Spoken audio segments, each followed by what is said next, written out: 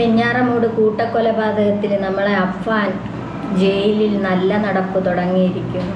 നല്ല കുട്ടിയായിട്ട് ഇപ്പം പോലീസ് എന്ത് പറഞ്ഞാലും അതനുസരിക്കുന്നുണ്ട്. ഇപ്പം എപ്പോഴും പറയണ അഫ്ഫാന് ഒരേ ഒരു കാര്യമേ ഉള്ളൂ, എനിക്കെൻ്റെ ഉമ്മച്ചിയെ കാണണം, എനിക്കെൻ്റെ ഉമ്മായെ കാണണം. സാറന്മാരെ എൻ്റെ ഉമ്മായെ ഒന്നുകൊണ്ട് കാണിക്കൂ പ്ലീസ്, എൻ്റെ ഉമ്മായെ ഒന്നുകൊണ്ട് കാണിക്കൂ. പക്ഷെ വാപ്പായെ കാണണമെന്ന് അങ്ങനെ പറയുന്നില്ല കേട്ടോ. വാപ്പാക്ക് എന്ത് തന്നെ ആയിരുന്നാലും എനിക്ക് അവൻ്റെ മുഖം കാണേ വേണ്ട. ഇത്രയും എണ്ണത്തിനെ തല്ലിക്കൊന്ന അവൻ്റെ മുഖം എനിക്ക് കാണേ വേണ്ട. പോരാത്തതിന് ആശയ്ക്ക് അരുമയായിട്ട് വളർത്തിയ ഒരു കുഞ്ഞു മോനെ അടിച്ച് മന്തി മേടിക്കാൻ അവൻ പറഞ്ഞു വിട്ടിട്ട് ആ കുട്ടിയെ പോലും യമൻ ചുറ്റികയ്ക്ക് അടിച്ചു കൊന്നു. അതുകൊണ്ട് എനിക്ക് യമനെ കാണണ്ട. അതുപോലെ ഒരു പ്രായം ചെന്ന ഒരു ഉമ്മ, റഹീമിൻ്റെ ഉമ്മായെ ക്രൂരമായിട്ട് തല്ലിക്കൊന്നില്ലേ. അതുപോരായിട്ട് അവൻ്റെ വാപ്പാരെ ജ്യേഷ്ഠന വലിയാപ്പായെ തല്ലിക്കൊന്നില്ലേ, വലിയമ്മയെ തല്ലിക്കൊന്ന്. അതുപോലെ ഒരു പെൺകുട്ടി സ്നേഹിച്ചതിൻ്റെ പേരിൽ അവൻ തല്ലിക്കൊന്നില്ലേ.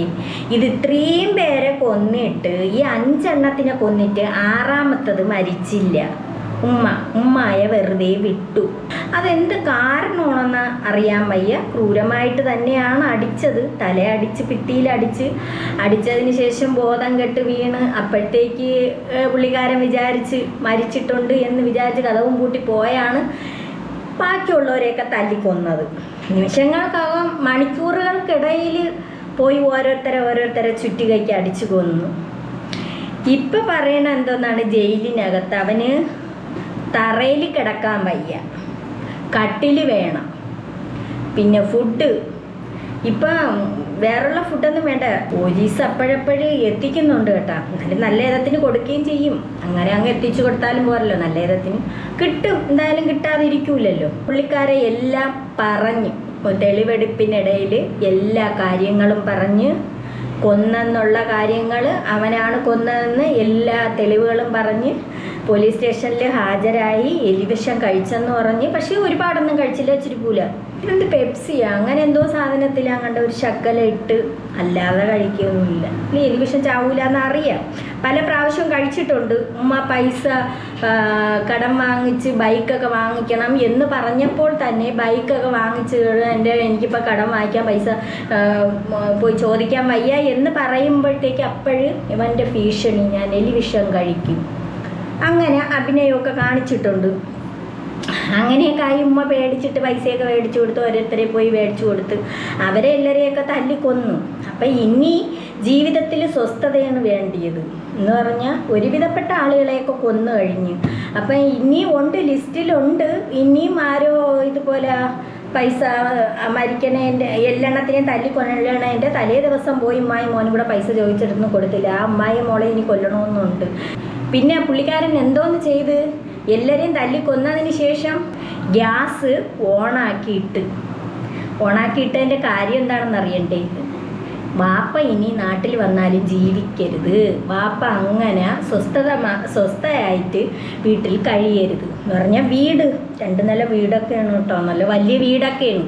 അപ്പം ആ വീട്ടിൽ കഴിയാതിരിക്കാൻ വേണ്ടിയിട്ട് പുള്ളിക്കാരൻ എന്തോ ഗ്യാസ് തുറന്നു വിട്ടെന്ന് പറഞ്ഞാൽ സാധനങ്ങളെല്ലാം നശിച്ചു പോകണം. എത്ര അസൂയാണെന്നൊന്ന് ആലോചിച്ച് നോക്കിക്കുകയാണ് കൊച്ചു കള്ളൻ. അങ്ങനെയൊക്കെയാണ് കേട്ടോ നമ്മുടെ അഫ്ഫാൻ. ഇപ്പം ആശാൻ പറയുന്ന എന്തോന്നാണ്, എനിക്ക് പഠിക്കണം, എനിക്ക് വിദ്യാഭ്യാസം നേടണം, പിന്നെ ഡോക്ടറോ അങ്ങനെ എന്തൊക്കെയോ ആവണമെന്ന്. പകുതി വഴിയിൽ വെച്ച് പഠിത്തം മുടങ്ങിപ്പോയി. അതുകൊണ്ട് എനിക്ക് തുടർന്ന് പഠിത്തം തുടർന്ന് മുന്നോട്ട് കൊണ്ടുപോകണം. എല്ലാ ജയിലിൽ മിക്കുള്ളവരും പറയുന്ന കാര്യമാണ്. കഷായം ഗ്രീഷ്മ പറഞ്ഞെങ്കിൽ അവിടെ എറിച്ചില്ല കേട്ടോ കഷായം ഗ്രീഷ്മയ്ക്ക്. അതുപോലെ ആരോ ഒരു കുട്ടിയെ തട്ടിക്കൊണ്ടുപോയ ഒരു പെൺകുട്ടി ഉണ്ടായിരുന്നല്ലോ കൊല്ലത്ത്, ഇപ്പം ഇറങ്ങിയല്ലോ അവള്.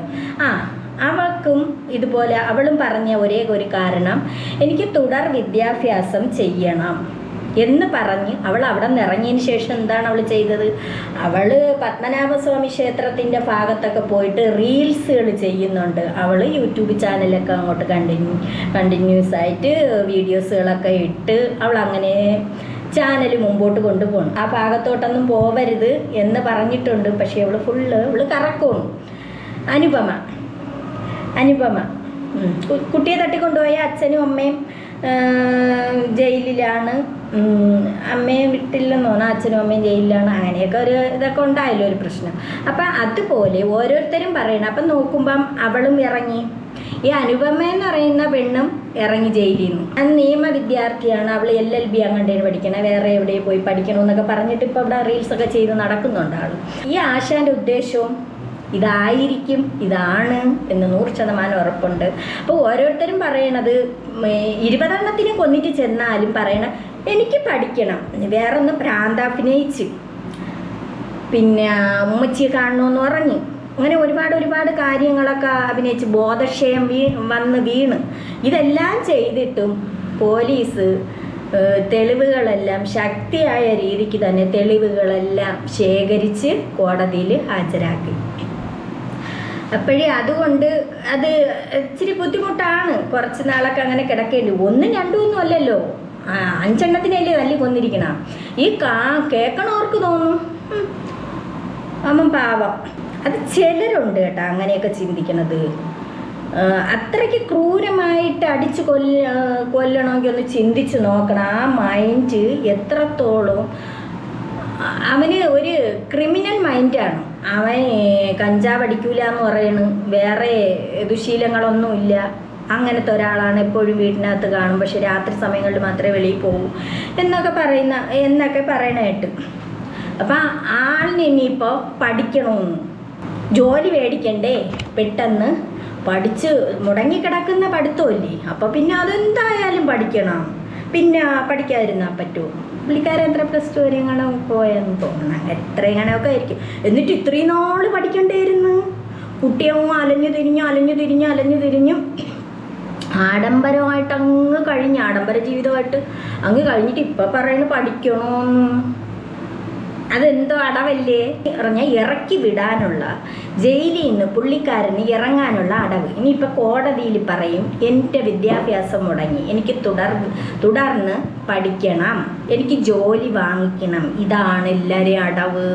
മഞ്ഞക്കാർഡിന് വേണ്ടി ഒരുപാട് ശ്രമിച്ച്, ഭ്രാന്താഭിനയിച്ച്, എന്തെല്ലാം കാണിച്ചിപ്പം പിന്നെ ബോധക്ഷയം വന്ന് തെളിവെടുപ്പിന് ഒരേ സ്ഥലത്ത് ഒരേ സ്റ്റേഷൻ്റെ പരിധിക്ക് ഈ കൊന്ന ആ പരിധിക്ക് അടുത്ത് കൊണ്ടുപോകുമ്പോഴും അവിടെ ബാത്റൂമിനകത്ത് വീഴുന്നതുകൊണ്ട് ബോധക്ഷയം വന്ന് ഹോസ്പിറ്റലിൽ കൊണ്ടുപോകുമ്പോൾ ഒരു അസുഖവും ഇല്ല. ഇതാണ് അഭിനയം. അപ്പം ഇനി എന്ത് ചെയ്യും? ഇനി തുടർന്ന് പഠിക്കാനായിട്ട് തുടർ വിദ്യാഭ്യാസത്തിന് വേണ്ടിയിട്ട് കുട്ടിക്ക് ജോലി വേണം. അപ്പം പഠിച്ച് ഇനി ജോലി വേണം. ഇത്രയും നാൾ വേണ്ടായിരുന്നു എന്ന് പറഞ്ഞാൽ വീട്ടിലുള്ള എല്ലെണ്ണത്തിനും കൊന്നില്ലേ, ഇനി സുഖിക്കണ്ടേ? അപ്പോഴും നീ ഒറ്റയ്ക്ക് സുഖിക്കണം.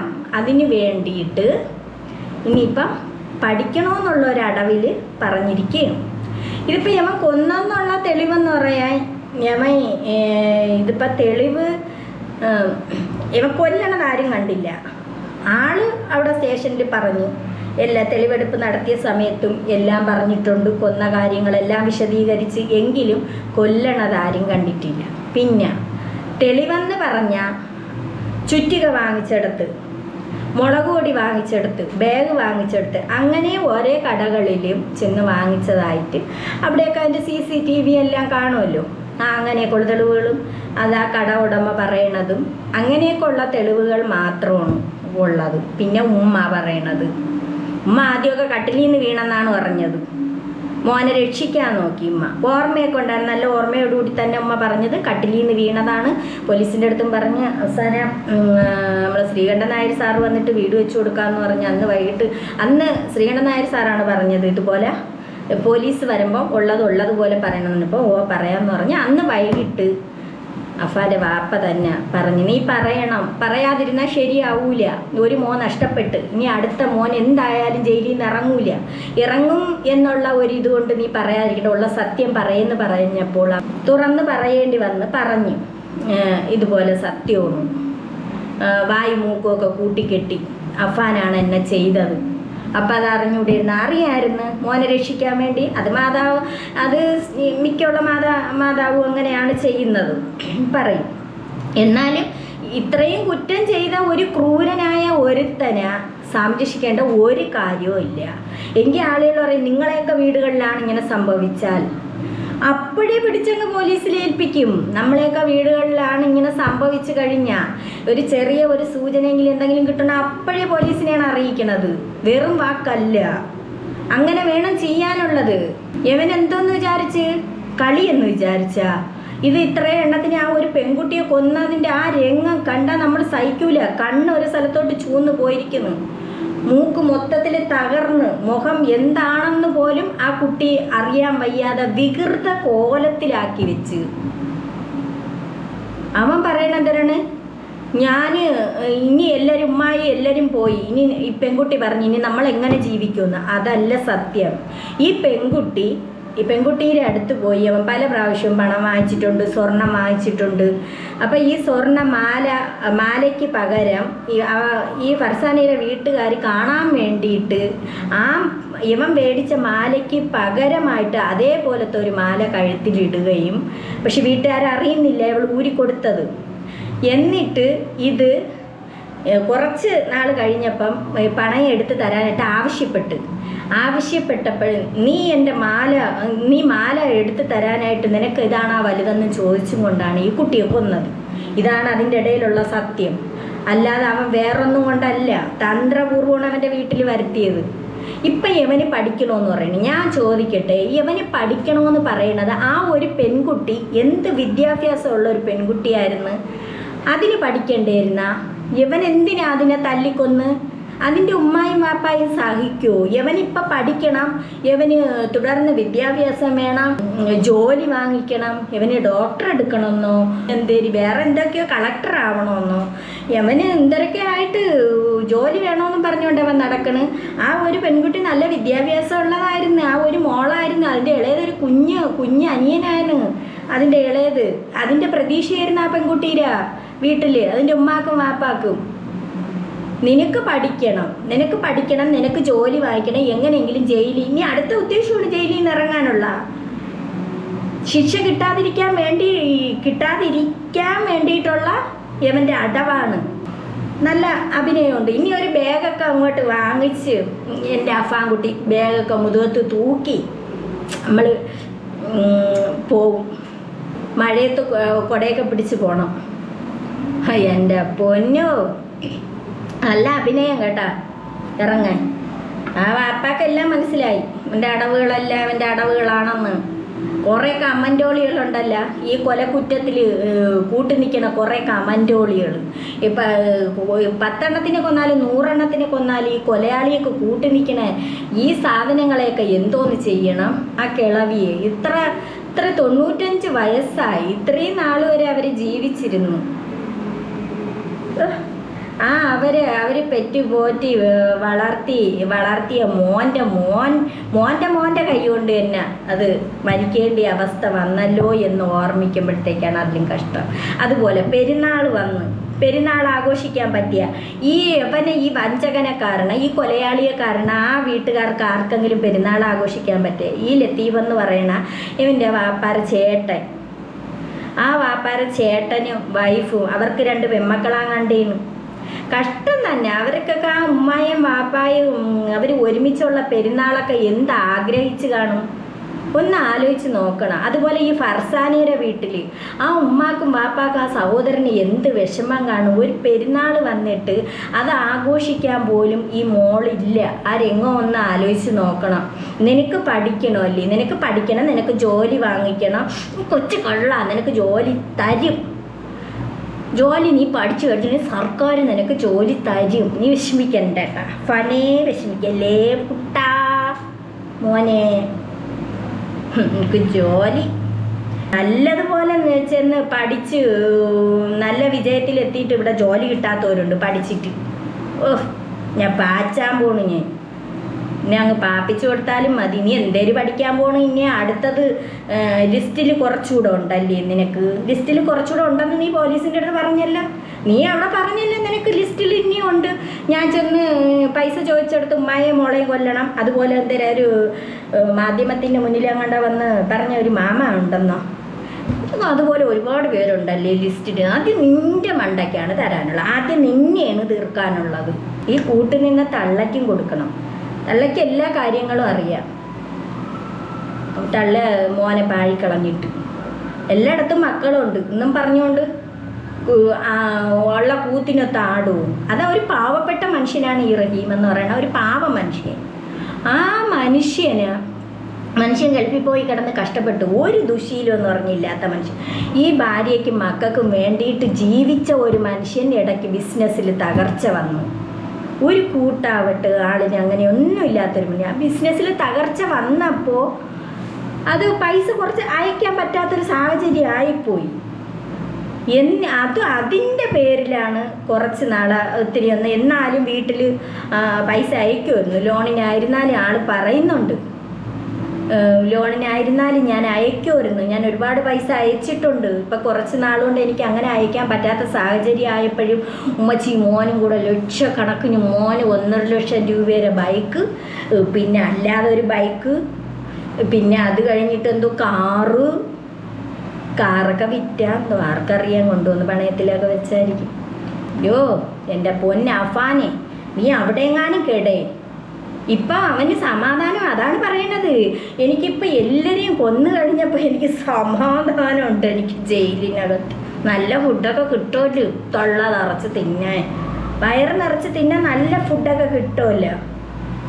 സന്തോഷമായിട്ട് കഴിഞ്ഞു. എല്ലാ എണ്ണത്തിനെയും നീ തല്ലി കൊന്നില്ലേ നീ?